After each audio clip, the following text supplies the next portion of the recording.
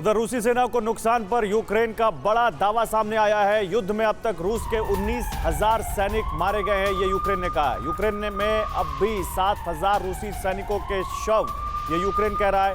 रूस ने 3,000 शव लेने से इनकार कर दिए, ये यूक्रेन का दावा है।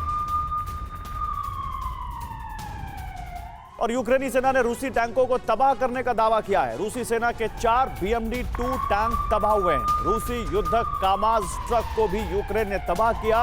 यूक्रेन के हमले में 3 रूसी युद्धक कामाज ट्रक तबाह।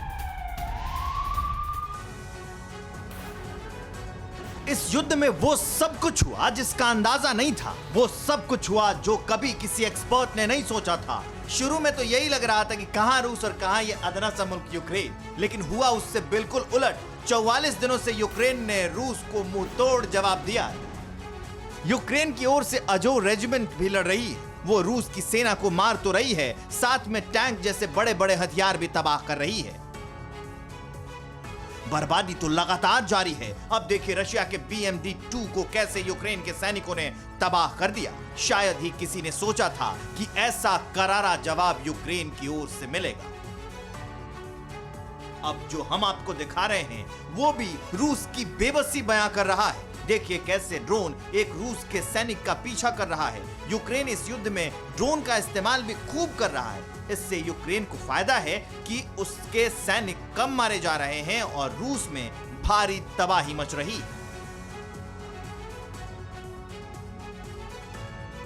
इधर चीन निकाल रहा है न्यूक्लियर बंकरों की काट। काफी गहराई में बने बंकर भी किए जा सकते हैं ध्वस्त। 2 किलोमीटर गहरे बंकरों को भी उड़ाने पर चीनी रिसर्च जारी है और चीन अगर कामयाब हुआ तो अब तक सुरक्षित माने गए बंकर भी इसके खतरे में होंगे और तबाह किया जा सकेगा।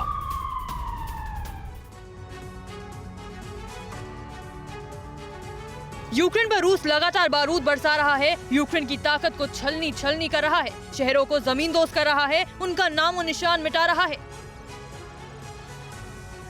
उधर चीन अपना बारूदी कदम उठा रहा है। न्यूक्लियर वॉर फ्रंट के लिए नई चाल चल रहा है। दरअसल चीन न्यूक्लियर बंकरों की काट निकालने में जुटा है। चीन के इस एक्सपेरिमेंट से काफी गहराई में बने बंकर भी ध्वस्त किए जा सकते हैं।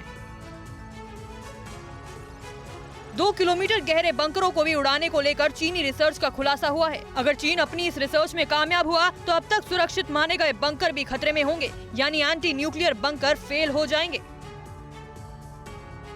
वैसे तो दुनिया के कई बड़े देश न्यूक्लियर बंकरों को उड़ाने के तरीके पर लगातार रिसर्च में जुटे हैं, लेकिन चीन न्यूक्लियर बंकर उड़ाने वाले वेपन पर जोर शोर से काम कर रहा है। पहले कुछ 100 मीटर गहरे बंकर को न्यूक्लियर अटैक से सुरक्षित माना जाता था, लेकिन चीन की नई रिसर्च में अब इससे 3 से 10 गुना गहराई तक बंकर उड़ाना संभव हो सकेगा।